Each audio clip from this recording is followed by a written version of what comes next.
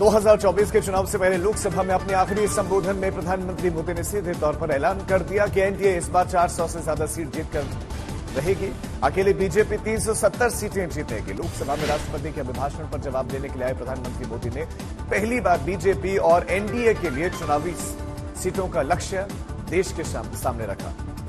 उन्होंने विपक्ष को पूरी तरह से हताश और निराश भी बताया। बहुत सारी बातें प्रधानमंत्री के संबोधन में कहा कि कांग्रेस की दुकान पर ताले की नौबत है, क्योंकि एक प्रोडक्ट को लॉन्च करने की बार बार कोशिश हो रही है। आखिर कब तक देश को तोड़ोगे और बांटोगे?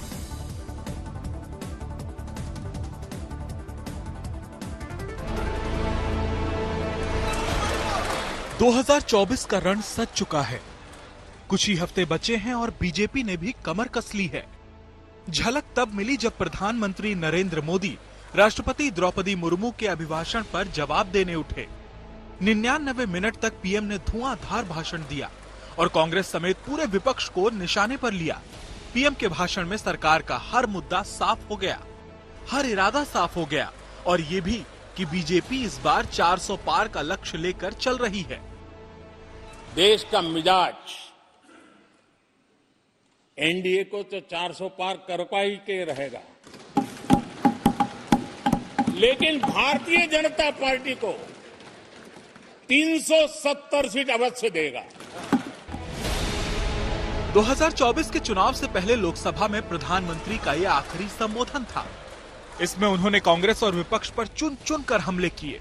कहा कि इस बार विपक्ष की सीटों पर बैठे हैं, लेकिन अगले चुनाव में दर्शक दीर्घा में पहुंच जाएंगे। राहुल को लेकर भी पीएम मोदी ने तंज किया। आप जिस ऊंचाई पे हैं, उससे भी अधिक ऊंचाई पर जरूर पहुंचेंगे और अगले चुनाव में दर्शक दिशा में दिखेंगे। देख रहा हूं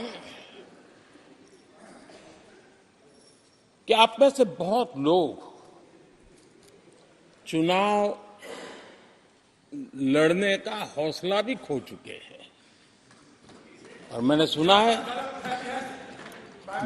है बहुत लोग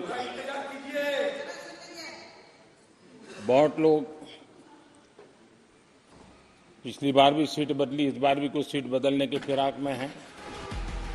कांग्रेस ने भी पीएम मोदी के करारे वार का जवाब दिया और कहा कि उनके भाषण में अहंकार झलकता है।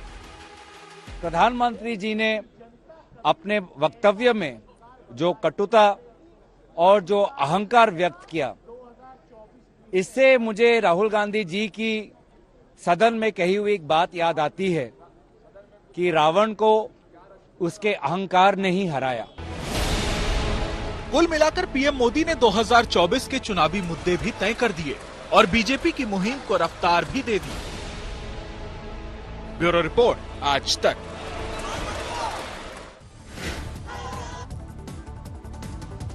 प्रधानमंत्री ने अपने भाषण में खुद को सबसे बड़ा ओबीसी कहा था और इस पर राहुल गांधी ने एतराज किया है।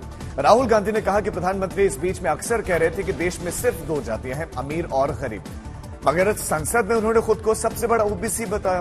ओबीसी हो, दलित हो या आदिवासी हो, बिना गिनती के उन्हें आर्थिक और सामाजिक न्याय नहीं दिलाया जा सकता। मोदी जी इधर उधर की बातें करना बंद करें। गिनती से आप क्यों डरते हैं?